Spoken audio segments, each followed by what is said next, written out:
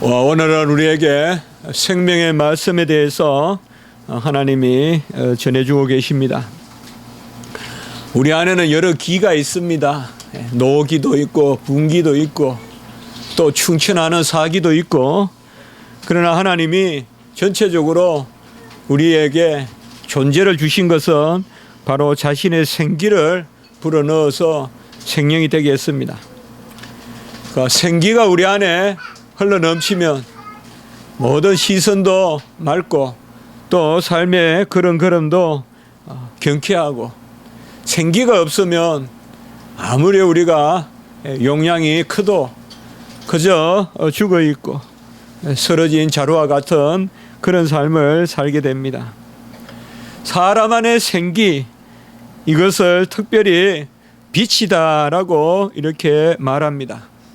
요한복음 1장에 보면 사람이 빛이 바로 사람의 생명이 그 빛인데 빛이 말씀 안에 있었다라고 이렇게 요한복음 1장 4절에 전하고 있는데요. 이 말씀이 오늘 1절에는 생명의 말씀이다라고 이렇게 기록되어 있습니다. 빛이 있으면 영적 생기가 돌고 영적 생명이 역사하고 바로 영생이 우리 가운데 있는 것입니다. 이 빛이 하나님이다라고 이렇게 말했습니다. 하나님은 빛이시니 오늘 5절에 그렇게 말씀하고, 요한복음 1장 4절에는 말씀 안에 빛이 있으니 그 빛이 사람들의 생명이다라고 이렇게 말씀했습니다. 이걸 우리가 같이 연결시켜서 보면 사도 요한이 요한복음 1장과 요한 1서 1장은 아주 서로 통하는 장이거든요. 이것을 같이 연결해 보면 말씀 안에 빛이 있고 빛이 사람들의 생명이고, 오늘 5절에는 빛이 하나님이라고 했으니 곧 하나님이 생명이고 하나님이 사람들의 생명이다라고 이렇게 말씀하는 것입니다. 모든 생물은 생명이 있지만은 빛이 있다라고 이렇게는 표현하지 않습니다. 그러나 우리 인류에게는 하나님이 지으시고 생기를 불어넣어서 바로 빛이 있었다. 그것이 사람들의 생명이다라고 이렇게 이야기합니다. 무슨 생물에서 말하는 사람의 인이 있다, 어떤 고양이 눈에 반짝이는 빛이 있다, 그런 측면에서 말하는 것이 아닙니다.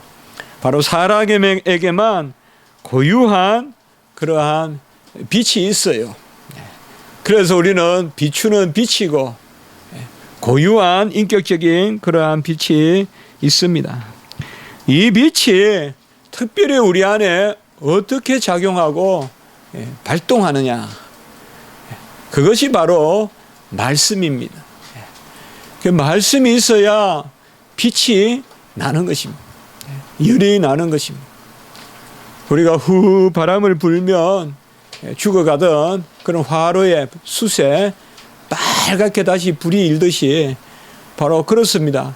말씀에 바람이 불어야 죽어가던 우리의 숯이 빨갛게 탑니다. 그것이 생기입니다. 그것이 생명이에요.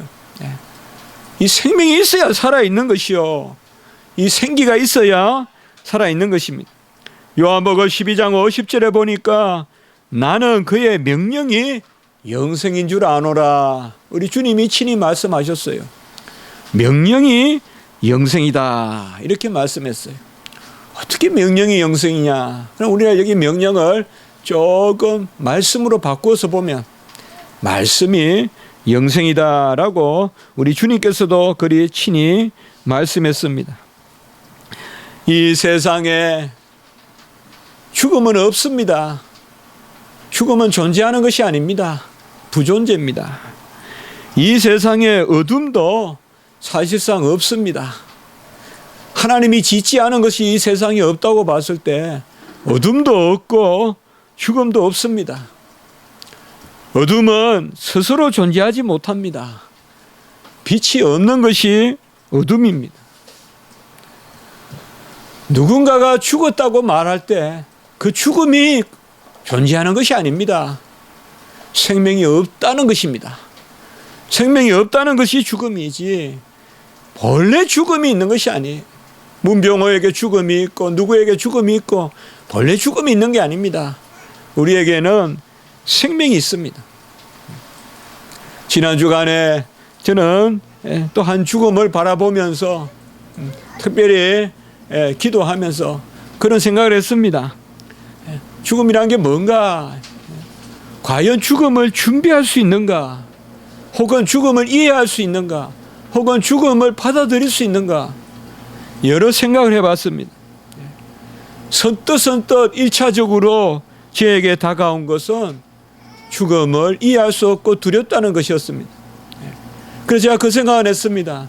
이성으로는 죽음을 받아들일 수 없다. 이성으로는 죽음을 받아들일 수 없다.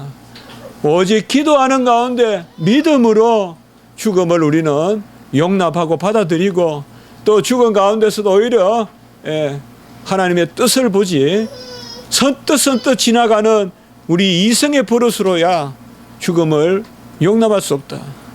그래서 저는 믿지 않는 사람들은 정리하지 못하고 선뜻 지나가는 그 이성에 맡기고 끝내 괴로워하다가 죽음의 종노릇 하다가 그렇게 생을 마치는 것이 아닌가 그렇게 한번 생각해 봤습니다.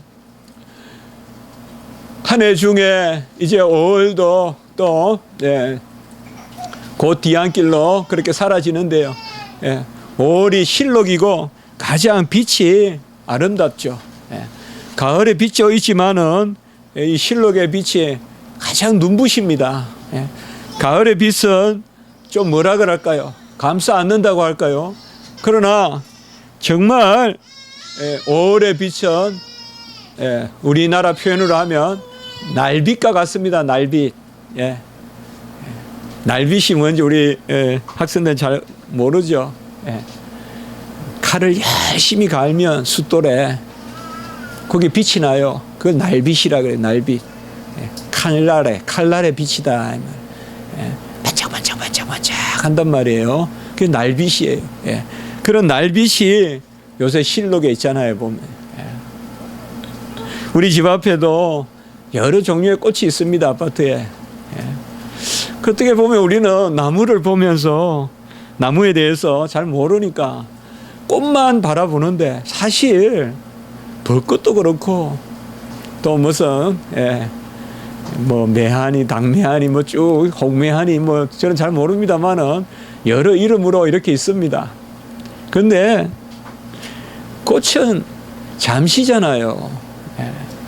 우리가 그 나무를 꽃으로만 판단한다면야 그 나무는 1년 중에 한 11달은 흙끝으로 서 있죠.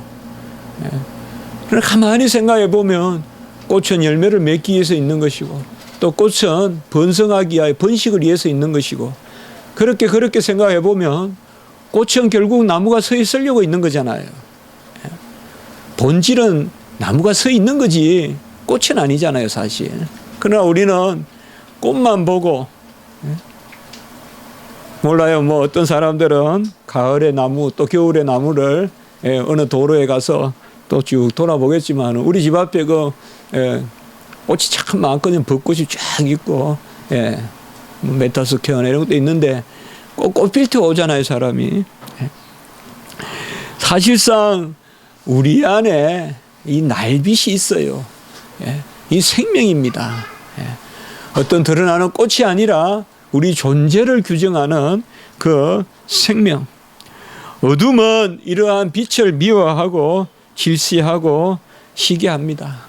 그래서 끝없이 우리가 그 빛되는 것을 멀리하게 하고 빛을 숨기게 하고 빛을 돌아서 어둠으로 오게 하는 그러한 유혹이 우리에게 많습니다. 그래서 요한복음 1장 5절에 보면 빛이 어둠에게 왔으나 어둠이 깨닫지 못했다라고 이렇게 이야기하고 있습니다. 그러면 어둠이 이기느냐? 그게 아닙니다. 사실상 어둠은 빛이 오기 전에 소멸됩니다. 그래서 어둠은 어둠인 채로 존재할 수 없습니다.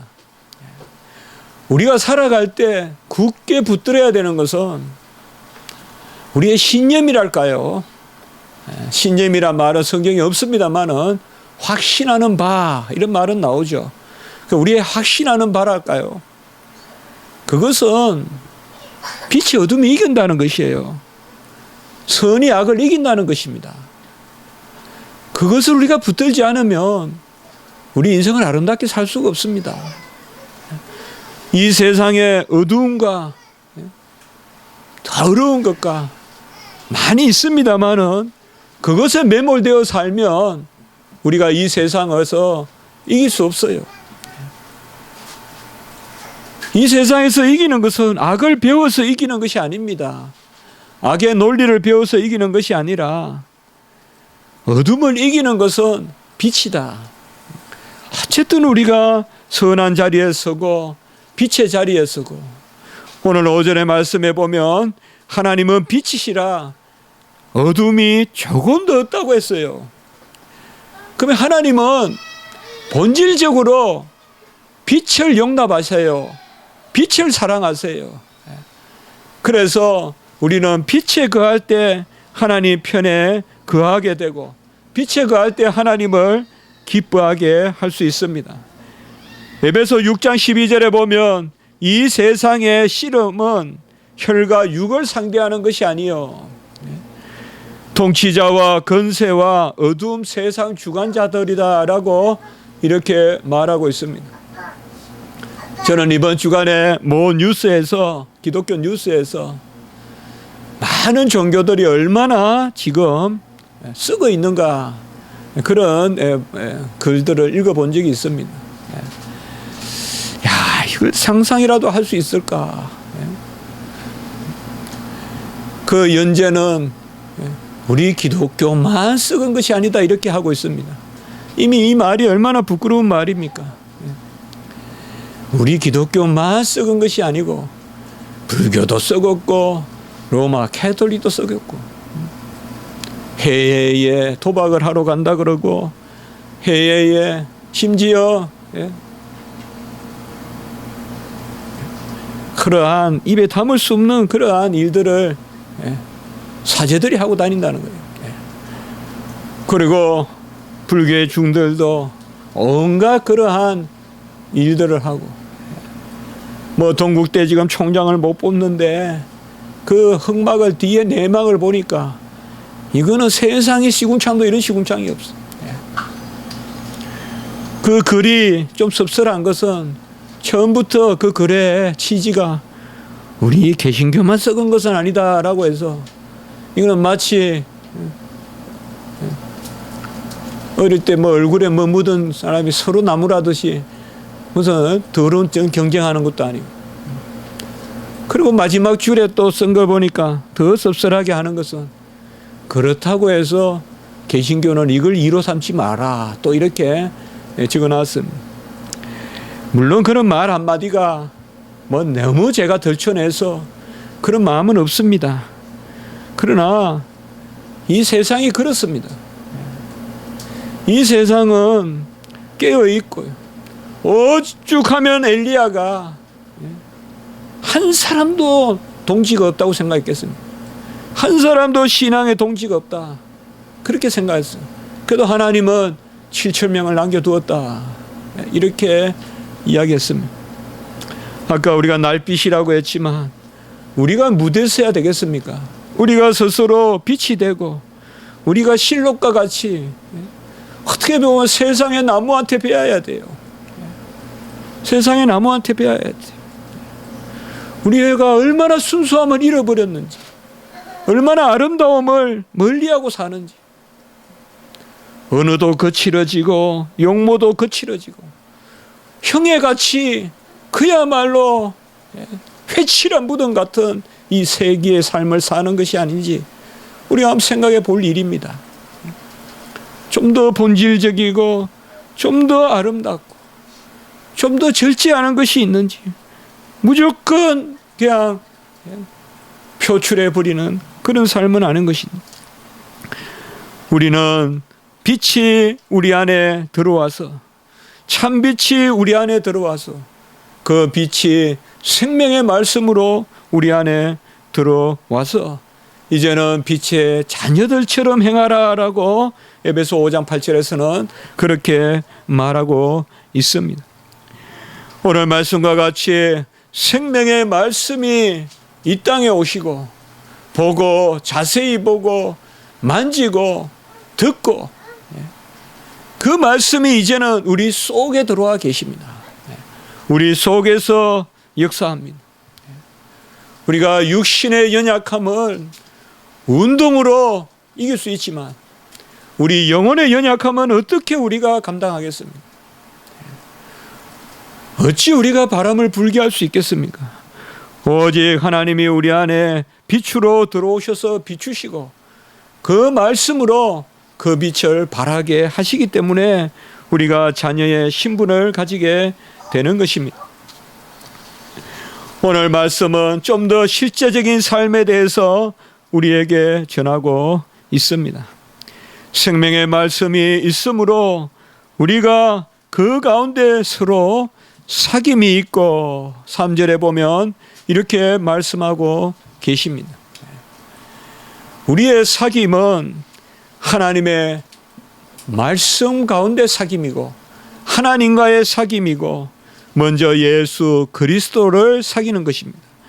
오늘 3절에 보시면 너희로 우리와 사귐이 있게 하려 함이니라고 하고 후반부에 보면 우리의 사귐은 아버지와 그의 아들 예수 그리스도와 더불어 누림이다라고 이렇게 말하고 있습니다.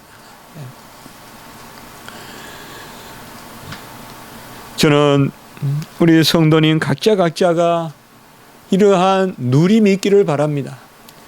하나님과 우리 주 예수 그리스도 안에서의 누림, 이 누림을 받으시기 바랍니다. 그 가운데 우리에게 사귐이 있습니다. 펠로십, 교제, 커뮤니온, 소통, 교제 다 중요합니다. 그러나 더 중요한 것은 우리가 먼저 하나님과 사귐이 있고 빛의 자녀로서 우리가 하나님 안에 거하는 것입니다. 그때 우리가 온전해지고 그때 우리 안에 생기의 역사가 일어나는 것입니다. 제가 주목해서 뉴스를 보는 그러한 야구팀이 하나 있습니다. 그 야구팀은 무슨 양키스도 아니고 뭐 보스턴 또 레드삭스도 아니고 한국의 뭐 LG나 이런 데도 아닙니다. 도쿄대학교 야구팀입니다. 도쿄대학교 야구팀은 철저히 아마추어 팀입니다. 돈을 들여서 학생을 뽑고 무슨 그렇게 안 합니다. 철저히 아마추어 팀인데 이 팀이 94연패 만에 승리를 했습니다. 5년 만에 1승을 했습니다. 94연패 후에 승리를 했어요. 그것도 10회 연장전에서 4대4로 가다가 6대4로 이겼습니다. 원은 팀도 한 10명도 안 됩니다. 근데 막 눈물을 흘리는 그런 모습을 제가 봤습니다. 이 팀의 전적은 화려합니다. 94연패 전에는 또 기록을 하나 가지고 있는데 1987년부터 90년까지는 70연패를 했습니다. 이게 기록인데 이 기록을 깼어요. 또 94연패로. 그걸 깨고 94연패 하기 전에 한 번 이겼어요. 그것도 와세다 대하고 붙어가요. 와세다 대도 또 아마추어만 많이 모으는데 여러분 뭐 와세다 대 알지 않습니까? 일본 가면 도쿄대 와세다 대 그렇게 이야기하잖아요. 이번에 94연패 전에 한 번 이기고 그 옆에 그 안에 그 전에 또 35연패 했어요. 그러니까 뭐 94연패 전에는 또 몇 승 하다가 이런 게 하는 것이 아니라 이 팀이 전적이 화려해요. 그래도 이 팀에는 감독이 프라이드를 가지고 있고요. 감독이 프라이드를 가지고 있어요. 그래서 새로운 감독이 또 부임하고. 이게 본질적인 거 아닙니까? 왜 스포츠에 돈이 들어옵니까? 왜 멀쩡한 선수가 도핑을 하고, 왜 박태환 선수가 좀 동메달, 그 메달 하나 덜 따면 되지, 그 앞에 그렇게 젊은 우리 학생으로 우리 백성들에게 긍지를 느끼게 해줬던 박태환 선수가 왜 그 후에 그렇게 결국 마약을 쓴 것으로 그렇게 드러났잖아요. 왜 마이클 타이슨은 물어 떴습니까? 그게 스포츠입니까? 우리는 본연의 것에 충실하면 됩니다. 세상은 전부 프로가 돼가지만은 사실 프로는 프로를 위한 거예요. 아마추어를 위한 것이 아니에요. 알고 보면 프로는 아마추어를 이해한다는 기치를 내걸고 온갖 서비스를 하고, 정작 아마추어는 그런 서비스를 제공하지 않죠. 인기도 없죠. 몇몇 그 선수 있지도 않죠. 옛날에 우리나라에는 잠실 체육관, 잠실 구장도 있었지만은 효창 구장도 있었어요. 효창 구장에 제가 언젠가 한번 축구하는 데 가봤어요. 그냥 별로 선수도 없어요. 아니, 별로,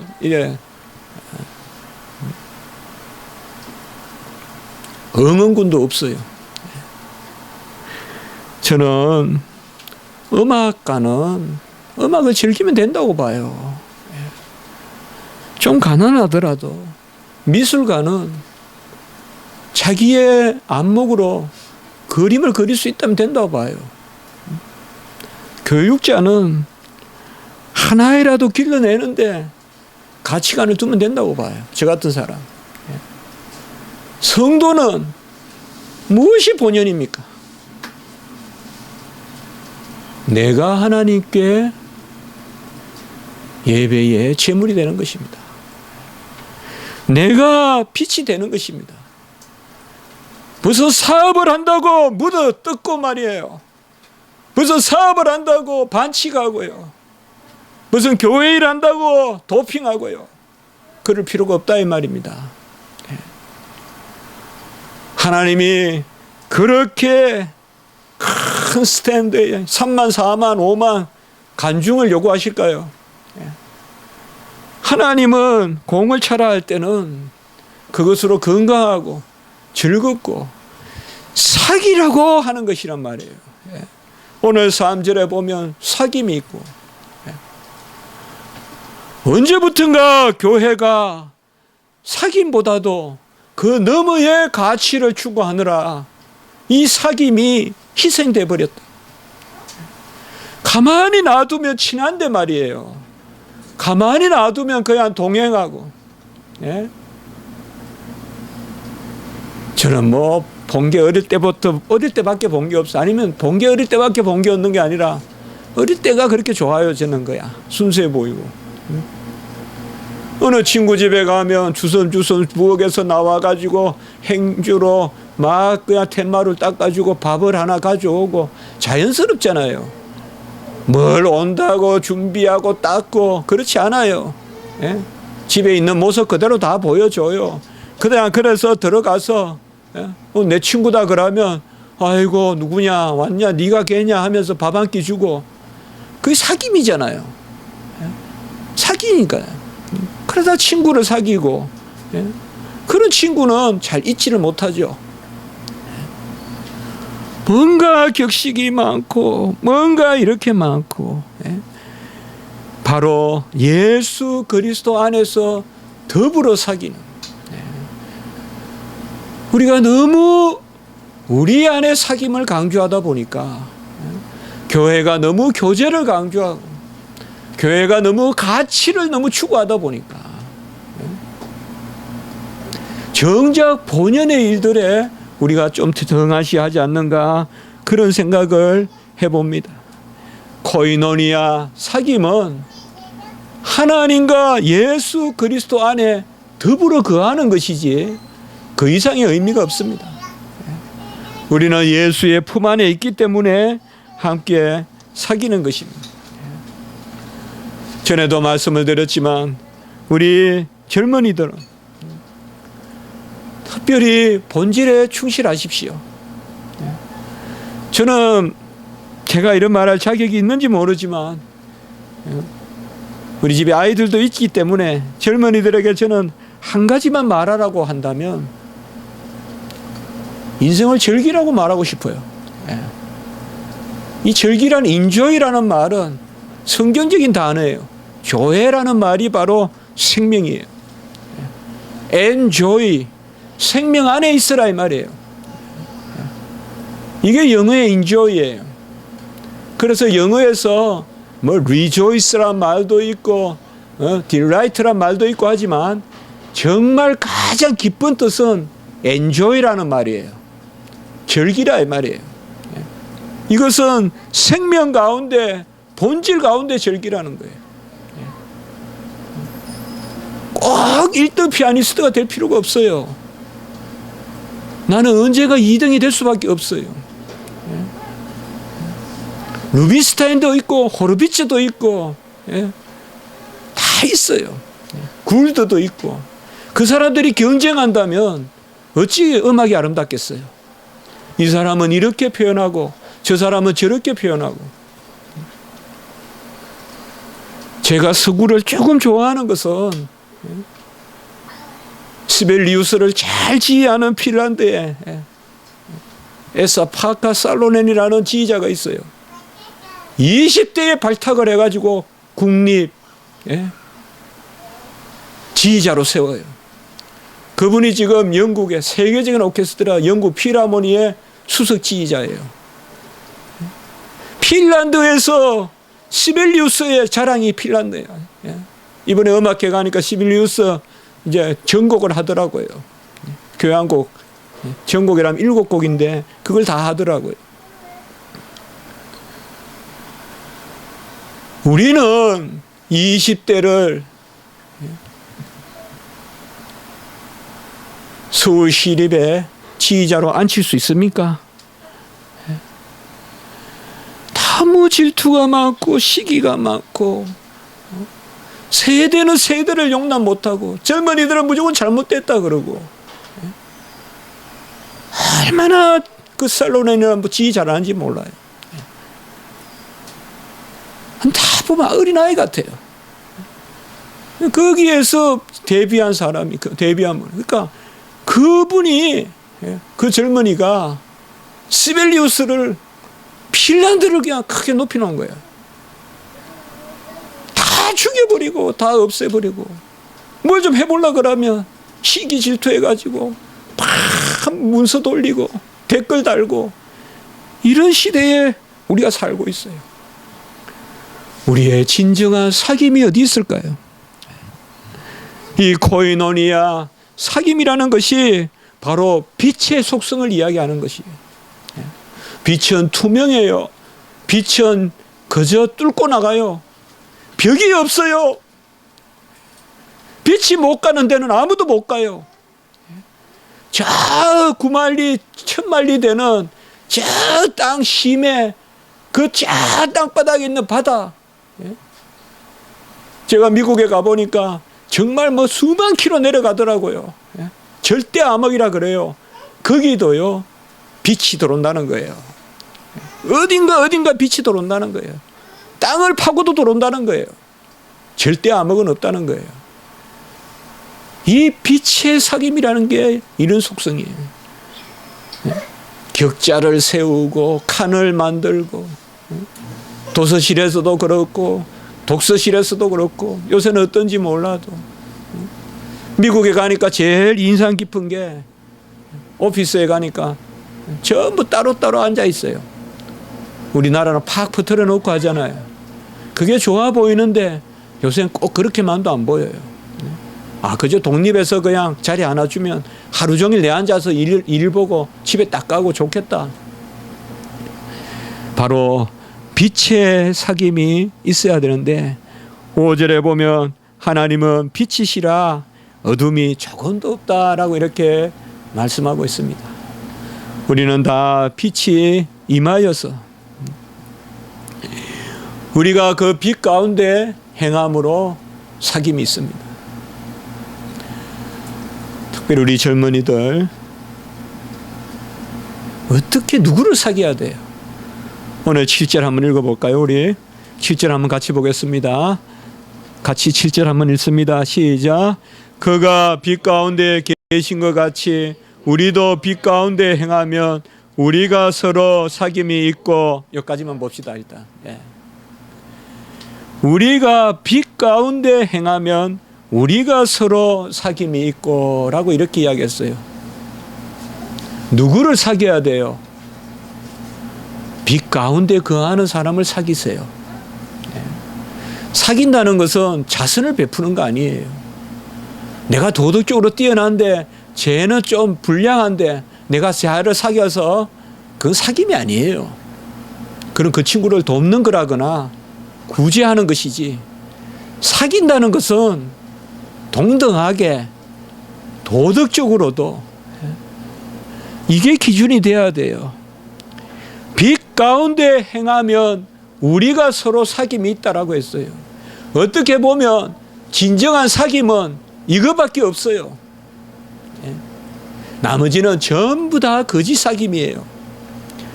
진실이 없는데, 진리가 없는데 어찌 부부간에 사귈 것이며 어찌 형제간에 사귈 거예요.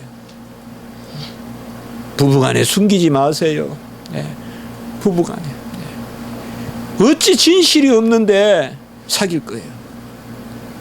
친구가 빛에 거하지 않거든. 그 친구와 그 친구를 돌이키든지 최소한 그 친구와 사귈 수는 없는 거예요. 친구가 훔쳐도, 친구가 거짓말해도 어느 순간부터 내 친구니까 그게 아니에요. 하나님이 보시기에 아름다운 사귐은 빛의 사귐이에요. 그런데 그 빛의 사귐이 우리는 연약하기 때문에 오늘 8절에 보시면 우리가 죄가 없다고 말하면 속이고 진리가 없다고 이야기했어요. 여기에 우리가 위로가 있는 거예요. 우리가 빛으로만 사귀라 그러면 전부 죄가 없는 것으로 생각하잖아요. 그러나 여기에 더 중요한 가치가 있어요. 죄가 없는 것이 아니라 죄가 없다고 말하는 사람이 속이는 사람이라는 거예요. 무슨 말이냐? 바로 우리가 빛에 거하여 사귄다는 것은 내 죄를 인정하고 그 가운데 돌이켜서 사귄다는 거예요. 같이 합니다. 거듭난 사귐. 그겁니다. 이것을 오늘 저는 여러분과 나누고 싶습니다. 친구 간에도, 부부 간에도, 혹은 부자 간에도, 모녀 간에도 사귐의 기본은 절대치가 아닙니다. 그 사람의 돌이킴입니다. 그 사람의 돌이킴이에요. 우리가 죄가 없다라고 하고 나는 괜찮다고 하는 사람, 어떻게 보면 가장 문제가 많은 사람이에요. 그런 사람을 멀리 하십시오. 나는 죄 없어. 나는 의로워. 그런 사람에게 여러분들은 교만밖에 배우지 않을 거예요. 비진리를 배우게 될 겁니다. 최하위의 사람이 그런 사람이에요. 나는 죄가 없다는 사람이에요. 나는 옳다는 사람이에요. 1년 내내 잘못했다 생각 안 하는 사람이에요. 그것은 성경은 분명히 이야기하고 있어요. 거짓한다고 이야기했어요. 죄가 없다고 말하면 거짓이라 그랬어요. 가장 나쁜 사람은 죄가 없다고 말하는 사람이에요. 자기가 완전하다고 생각하는 사람이에요. 그 다음에 나쁜 사람은 죄를 짓고 깨닫지 못하는 사람이에요. 우리의 온전한 사귐은 바로 빛 안에서 사귀는 것이고, 빛 안에서 사귄다는 것은 돌이켜서 거듭나서 사귀는 것이요. 친구는 빛으로 교제하되 용서하면서 돌이키면서 사귀는 것입니다. 부부도 저는 마찬가지라고 생각합니다. 부부가 과거를 이야기하고 그것을 이야기하려면 왜 부부가 되었어요? 돌이킬 수 없는 것을 말하려고 부부가 됐습니까? 그렇게 하지 마세요. 스승이 제자의 과거를 말한다면 왜 스승이에요? 스승을 포기하죠. 스승은 가르치고 변화시키라고 있는 자리인데 스승은 똑똑한 사람을 모아서 걸러내는 그러나 채와 같은 역할을 하는 게 아니잖아요. 잘못되고 모나고 맨날 흙만 묻히고 다니고 이런 애들을 깨끗하게 고쳐서 인간 만들어주는 게 스승이 하는 일 아니에요. 역시 오늘날 세태에 이러한 부분이 저는 부족하다고 여겨요. 제가 너무 과한 생각인지 몰라도 인터넷 동호회나 이런 것을 제 느낌에 전부 결과로만 맞는 사람들끼리 만나요. 돌이켜주고 기다려주고 하는 사귐이 아니라 무슨 일 있으니까 만나자 하면 그게로 쭉 만나가지고 간혹은 나쁜 일 하는 일도 만나고 말이죠. 그런 세태가 되지 않았나 그렇게 생각해 보는 것입니다. 오늘 말씀에서 우리에게 주시는 말씀은 하나님은 절대 비치고 해전하는 그림자도 없고 어둠이 조금도 없는 그 빛으로 우리 안에 들어와 계시고 우리의 본질은 빛입니다.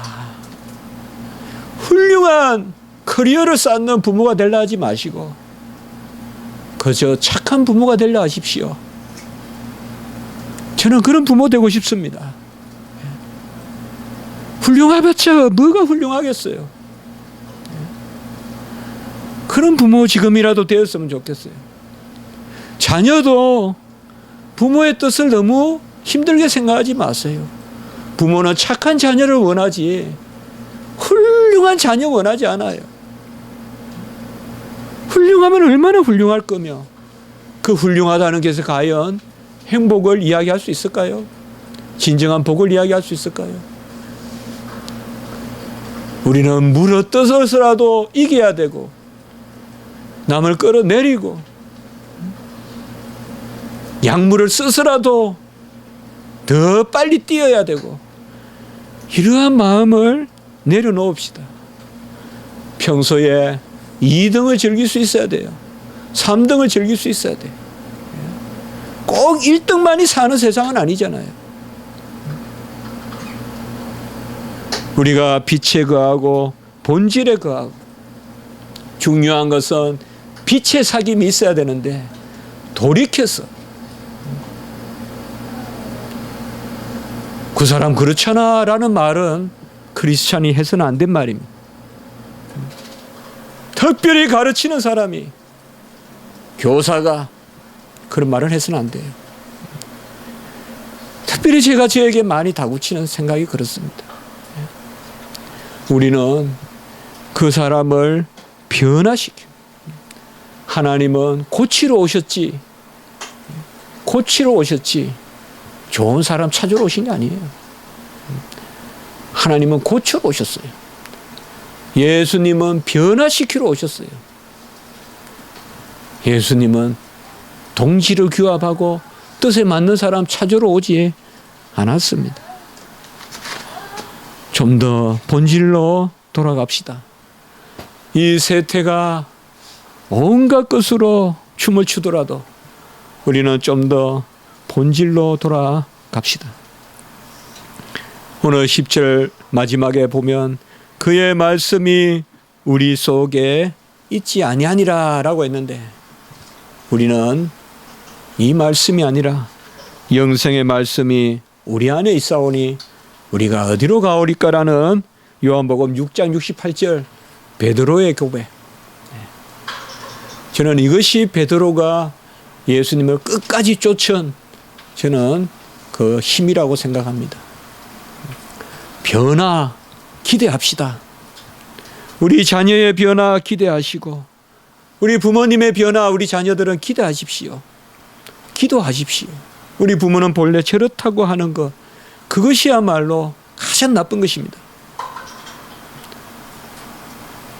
우리 성도님들 서로 간에 빛의 사귐이 있고 서로 간에 용납하고 서로 간에 이하여 기도합시다. 아름답게 변화될 것을 두고 기도하시고 지혜롭게 자라갈 것을 두고 기도했으면 좋겠습니다. 우리가 부족하지 않은 것은 오직 한 가지가 있기 때문에 그런 것입니다.